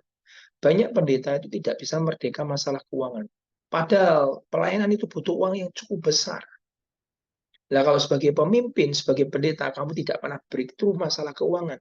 Bagaimana kamu bisa membawa jemaat untuk breakthrough masalah keuangan? Kamu sebagai gembalanya aja tidak pernah breakthrough masalah keuangan. Tembus masalah keuangan. Keuangan tidak pernah jebol jadi sumur dalam hidupmu. Ya, anak pun tidak pernah nikmati. Istilahnya begitu. Di situ saya belajar. Dulu gembala saya itu kalau setiap kali liburan, itu nggak enak. Liburan kemana? Ke Jepang. Kemana? Ke Amerika. Itu bukan terus kemudian, yuk kamu ikut ke Jepang, ke Amerika. Tak bayarin. Nggak ada. Bayar sendiri. Nah, kelas gembala saya pergi ke Jepang, ke Amerika, Desember ke Jepang, kemudian nanti Juli liburan, Juli ke Amerika. Liburan, cuma liburan. Itu dulu saya marah berkata, kok liburan kok jauh-jauh ya? Saya ini menyeret badan untuk berangkat ke Amerika, berangkat ke Jepang, atau berangkat ke Australia, karena saya biayai istri dan anak saya. Jadi 3, tiket dan termasuk hotel dan termasuk makan. Itu nggak gampang. Buat gembala saya yang sudah kaliber seperti seorang Petrus Agung, gampang dia. Karena sudah sangat terkenal beliau. Di mana-mana orang juga kenal beliau dan hidupnya sudah sangat diberkati sekali. Tapi kami para istilahnya para panglima-panglima perangnya dia, istilahnya jenderal-jenderalnya dia ini kan belum pernah mengalami terobosan masalah keuangan. Oh, nyeret saya. Aduh, itu habis-habisan. Tapi saya nggak mau. Saya tidak ada pilihan. Mau nggak mau saya harus ikut. Walaupun hari itu kadang tersiap sambil jengkel, sambil marah. Udah ngajaknya perginya ke jauhnya, minta ampun, pergi ke Jepang, bayarnya lumayan, habisnya besok nanti setengah tahun lagi berangkat ke Amerika, nanti setengah tahun lagi berangkat ke Melbourne, atau segala macam. Saya tuh sambil ngomel sebenarnya. Karena secara kami struggle. Tapi saya akhirnya hari ini sadar, setelah beliau meninggal, tiba-tiba saya mengalami namanya breakthrough keuangan. Saya mengalami terobosan masalah keuangan. Pergi ke sana sudah bukan lagi sesuatu yang sulit. Mau ke Australia tinggal berangkat ke Australia, mau pergi ke Jepang tinggal berangkat ke Jepang, mau pergi ke Amerika tinggal berangkat ke Amerika. Kenapa? Karena saya pernah melewati masa-masa bertahun-tahun bagaimana menggali sumur itu dalam hidup saya. Makanya beliau pernah ngomong, kamu pendeta harus merdeka, harus jebol masalah keuangan. Kalau enggak, ministrimu nggak berdampak luar biasa.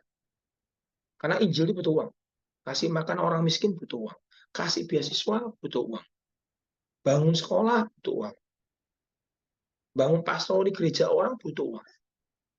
Nah, itu harus diterobos. Bagaimana ya kamu kejar kebenaran tadi itu sampai kamu temukan kebenaran itu dan kebenaran yang kamu kenal dan kamu ketahui Yohanes 8:44 itu akan memerdekakan kamu. Tuh, berarti kan alami banyak hal. Intimidasi pernah alami. Cuma nggak bisa cerita saya terlalu vulgar kalau intimidasi itu. Hmm. Oke, Itu ya, Pastor. Oke, ini Diance, lebih ke kesaksian. Terima kasih firmannya hari ini, Pastor, karena peneguhan buat beliau, karena saat ini beliau sedang di dalam proses itu. Jadi firmannya Pastor hari ini suatu peneguhan buat dan kekuatan untuk beliaunya. Kemudian Pastor, pertanyaan berikutnya, di mana Pastor gereja yang tadi disebut banyak kesembuhan untuk jemaat kanker? Karena Chinese kebanyakan masih Buddha, sungguh indah kalau oma opa pastor di sana sudah Kristen. maksudnya Jadi beliau menanyakan di mana gereja yang tadi disebutkan oleh pastor, diceritakan oleh pastor, di situ mengalami banyak kesembuhan untuk kanker, pastor. terus kenapa? Karena Pertanyaannya apa? ya itu tadi pertanyaan Tante, di manakah gereja yang tadi disebutkan oleh pastor itu posisi Oh, itu gerejanya? di Amerika, di Amerika. Tapi saya alami pribadi loh itu. Saya alami pribadi. Saya waktu doa di gereja dulu di Kapel Baptis, doa kesembuhan ilahi itu 20 orang. Yang sembuh pertama kali, saya lupa ceritanya. Yang sembuh waktu saya doa kesembuhan, saya kan dipanggil Tuhan untuk jadi penginjil, karunia kesembuhan. Waktu saya buat acara doa kesembuhan, yang sembuh itu adalah sakit kanker kanker rahim dan kanker otak. Nah, ini firman itu lahir gara-gara saya khotbah ini di sekolah kita. Jadi waktu saya doakan pertama kali doakan orang sembuh itu yang sembuh adalah kanker rahim dan kanker otak. Yang kanker rahim itu langsung maaf nih, di celana langsung keluar kankernya. Dia lari ke dia lari ke kamar mandi kemudian seperti perongkolan daging itu keluar. Itu kanker rahim. Kanker otak setelah dia pulang di MRI, dicek kemudian tumor yang ada di otaknya itu hilang. Nah, yang lucu adalah setelah peristiwa itu saya pergi terbang ke kota namanya Putu Sibau di daerah Kalimantan dekat Pontianak. Terbang terbang sekitar 1 jam dari Pontianak. Saya dibuatkan KKR besar, 4.000 orang yang hadir, hujan deras. Dan pada saat malam pertama kali saya doakan orang sakit, yang sembuh pertama kali apa? Kanker otak. Di malam kedua yang sembuh apa? Kanker payudara dan kanker nosofaring. Kanker yaitu tenggorokan. Terus kemudian waktu saya khotbah begini, saya bingung loh, kok yang sembuh kok mesti ada kanker otaknya. Saya datang ke Ketapang, ada orang sembuh kanker otak. Saya pergi KKR di Manado yang sembuh kanker otak. Ini kanker payudara, di sini kanker rahim. Oh gitu ya. Tiba-tiba teman saya yang di sekolah kita bilang, oh tak beritahu. Itu ada firmannya. Saya dikasih buku sama dia. Saya baca bukunya. Jadi ternyata begini, apa yang pernah diterobos itu akan menjadi ciri khas dalam pelayanan. Kamu terobos masalah kanker rahim, kamu terobos masalah kanker otak. Nanti dalam pelayananmu yang sembuh itu nanti cirinya itu kanker rahim, kanker otak, kanker rahim, kanker otak. Banyak kanker sembuh. Saya tanya, loh, Pak. Kemudian saya tanya sama Tuhan, Tuhan, ya, tapi kan saya nggak pernah kanker. Kapan saya terobos masalah kanker? Terus Tuhan tiba-tiba ngomong sama saya, kamu tahu siapa yang pernah kena kanker dalam kehidupan keluargamu? Mamiku. Mamimu meninggal usia berapa? 40. Kena apa? Kanker rahim. Terus Tuhan kasih saya firman. Baca firman di kitab Amsal. Tuhan kasih saya firman di Amsal pasal yang ke nah, cari dulu ayatnya. 6 ayat 30 sampai 31. Isinya apa? Adakah seorang pencuri tidak akan dihina apabila ia mencuri untuk memuaskan nafsunya karena lapar? Kemudian lihat ini bagusnya. Amsal 6 31. Dan kalau pencuri itu tertangkap, dia harus membayar kembali 7 kali lipat. Pencuri itu kalau ketangkap dia harus bayar 7 kali lipat. Setan itu datang apa? Mencuri, membunuh, dan membinasakan.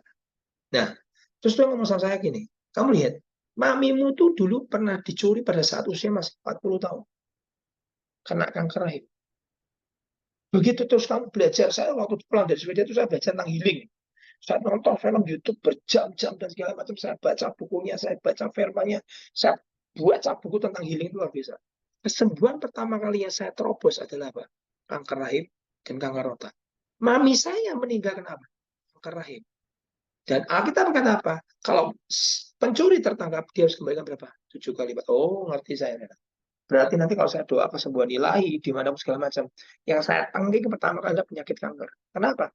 Karena setan harus kembalikan yang pernah dicuri dalam kehidupan keluarga saya, yaitu mami saya. Dia harus kembalikan 7 kali lipat. Makanya ciri khas dalam kesembuhan ilahi yang yang seringkali saya adakan, yang paling banyak sembuh adalah penyakit kanker rahim dan kanker otak. Itu. Benar sekali, Pastor. Ini yang bersama apa seperti Vincero juga banyak kesaksian tentang kesembuhan dan untuk yang dicuri 7 kali lipat itu juga selalu kita lakukan pada saat proses pelepasan di akhir pelepasan untuk harus mengembalikan minimal 7 kali lipat. Dan ada banyak kesaksian juga yang tiba-tiba habis didoakan setelah pelepasan atau ada setelah perdukunan karena adanya perdukunan dan tiba-tiba di kemaluannya keluar sesuatu yang bau sekali seperti itu, Pastor.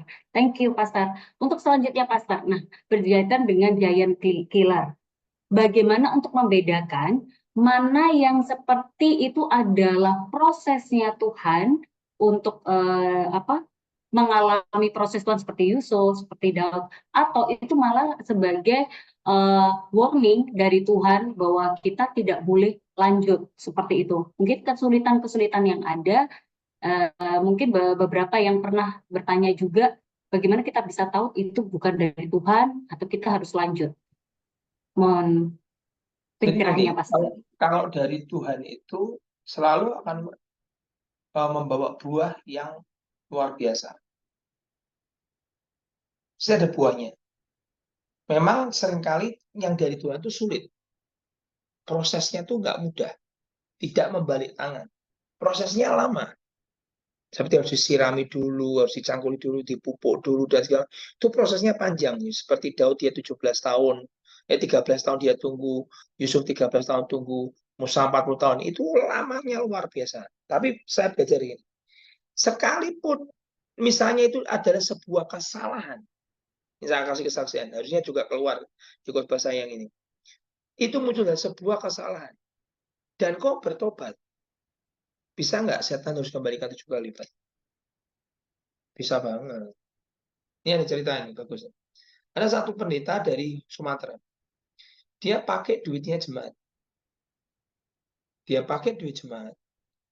Saudara-saudara harus tahu, upah dosa itu selalu mengandung sebuah akibat, konsekuensi.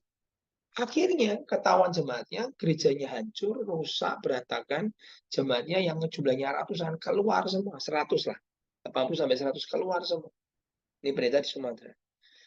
Karena dia terpuruk, gerejanya hancur dan jemaatnya pada habis semua, dia akhirnya pergi ke kota kami, kota Semarang, ikut sekolah kita tempat kita. Pada saat ikut sekolah kita tempat kita, dia cerita, saya tidak mau khotbah sama apa-apa, saya hanya mau duduk mendengar, saya mau rekonsiliasi sama Tuhan, saya mau bertobat. Saya mau memulihkan hidup saya di kota Semarang ini. Kemudian dia ikut sekolah kita tempat kita selama 6 bulan, dia rekonsiliasi sama Tuhan, dia bertobat, dan luar biasa. Karena dari itu dia selalu ikut rumah singgah tempat kita. Bagaimana kita menjangkau orang-orang yang kedar, yang tidak kenal Tuhan, dengan cara Injil yang berbeda. Dengan Injil misalnya dengan bimbel. Nah, setelah selesai dari di tempat kami 6 bulan, pendeta ini sama istrinya pulang ke kotanya di Sumatera. Dia berkata sama teman saya, boleh nggak Bu, ya saya bisa buat ini nggak? Ibu pasti bisa. Terus kemudian teman saya itu ngomong begini sama dia. Syaratnya satu Pak, gampang. Turunkan pelang gerejanya itu turunkan. Nah, seringkali kalau kamu buat penginjilan itu yang kami anding itu adalah orang-orang di bawah, orang-orang di jalanan, segala macam. Turunkan pelang gerejanya. Karena orang kalau lihat pelang gereja itu takut. Turunkan pelang gerejanya, mulailah di gereja. Toh gerejamu juga sudah nggak ada jemaat. Nah, karena ini adalah seorang pendeta, dan biasa ya, pendeta itu sulit sekali untuk menurunkan jabatan. Akhirnya dia nggak kerjakan setelah pulang ke kotanya, dia nggak ngerjakan. Istrinya ini gregetan. Katanya kita mau buat yang kita lihat di Kota Semarang, rumah singgah. Kenapa nggak dibuat-buat? Saya nggak bisa. Gimana? Aku harus teruskan ke pendetaan. Gue lihat pendetanya di mana? Gue ada jemaatnya. Akhirnya, apa nggak nurunkan pelang gereja? Diturunkan. Pelang gereja yang diturunkan, terus dia mulai apa namanya penginjilan di jalan-jalan.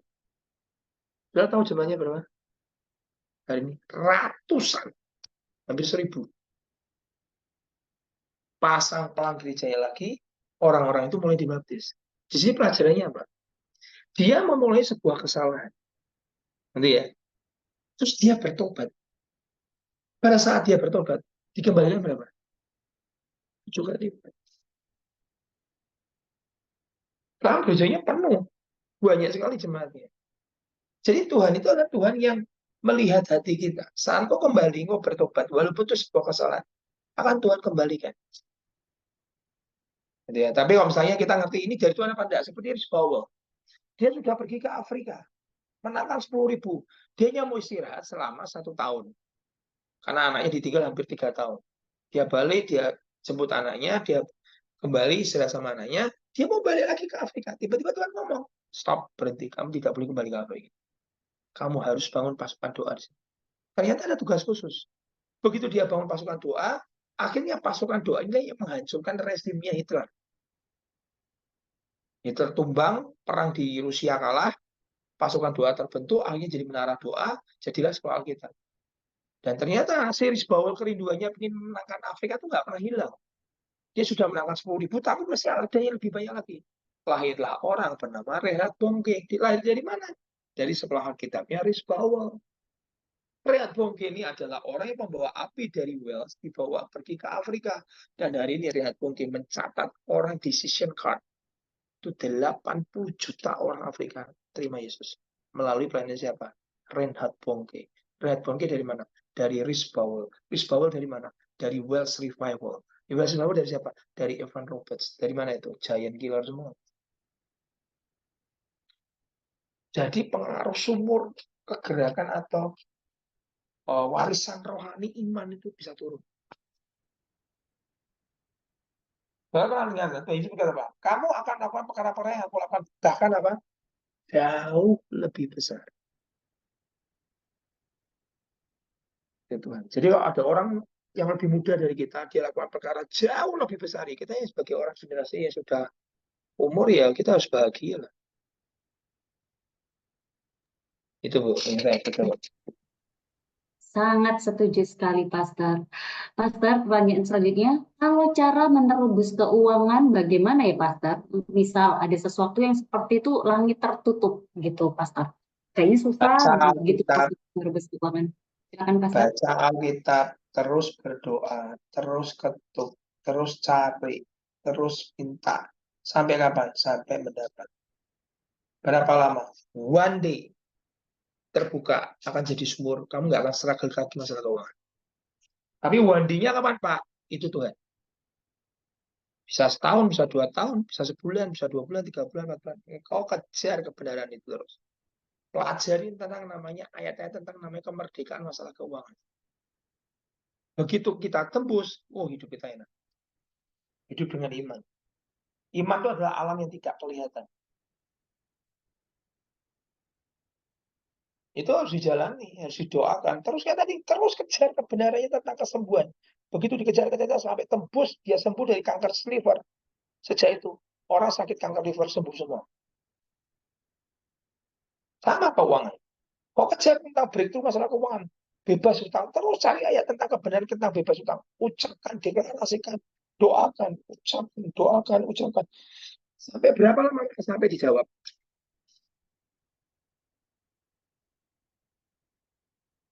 Nah, persisten orang Kristen hari ini untuk berdoa sampai dijawab itu sudah hilang hari ini. Seringkali berhenti di tengah jalan doanya. Pakai istilah bukan rencana Tuhan. Sebenarnya males itu.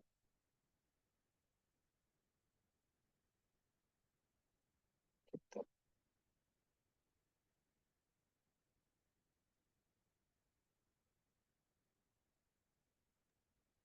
Baik, Pastor. Pastor, mungkin sebentar.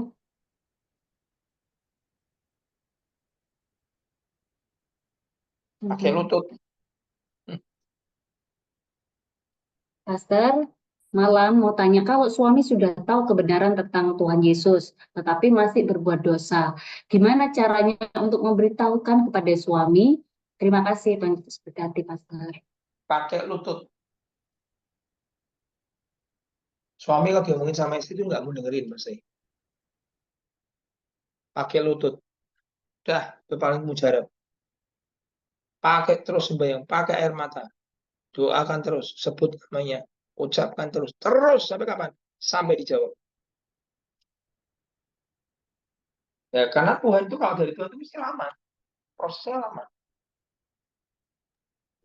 Karena Tuhan mau bentuk kita, karakter kita. Semakin banyak diomongin, semakin tidak mau bertobat.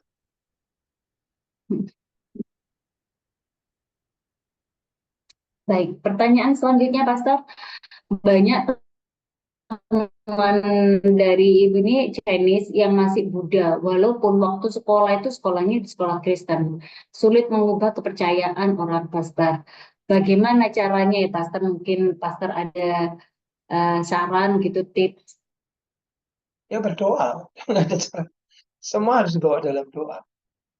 Pertobatan itu pekerjaan Roh Kudus kok. Nggak bisa kita mau ngomong mau khotbahnya pinternya kayak apa, mau hebatnya khotbah seperti apa, nggak bisa. Obati manusia nggak bisa. Makanya orang itu harus paling kental dengan namanya doa. Kalau kita malas doa ya sudah selesai. Berdoa pakai lutut sudah. Tangisi aja, sebut namanya, tangisi, pakai lututmu berdoa. Sebut namanya, pakai lututmu berdoa. Tangisi, pakai air mata ada.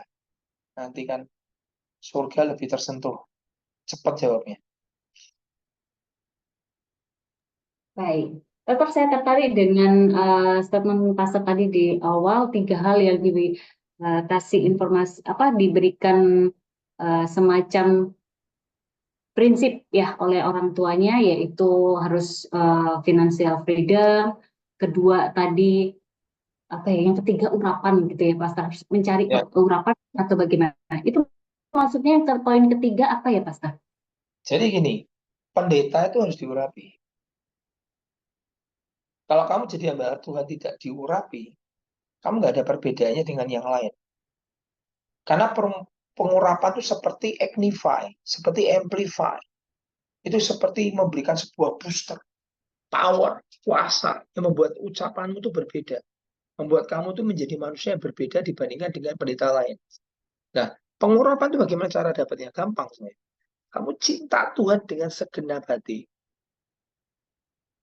Punya waktu berdoa. Dan bergaulah dengan firman. Udah itu aja. Cintailah Tuhan, bergaulah dengan firman, punyalah waktu doa yang cukup banyak. Pasti kau akan diurapi. Tidak mungkin tidak. 3 faktor itu kerjakan. Pasti kau diurapi.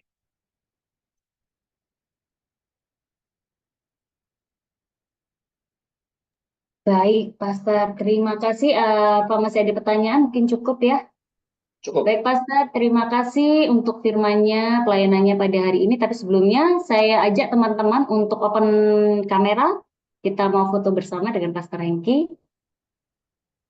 Sister Tasya, boleh minta tolong nanti untuk take a picture. Yuk, teman-teman bisa open cam. Yang open cam nanti diberkati lebih lagi ya Pak Pastor ke depannya. Tunggu, ini Didoain sama Pastor. fotonya dari mana ini? Bentar. Oh, screen sama foto sama Oh ya, itu. sebentar. Aku nggak familiar soalnya MacBook. Oke, udah aku coba bantu ya. Ya udah Pak, kamu aja lah, Din. Oke, ya. Oke teman-teman, udah open kamera. 1, 2, tutup.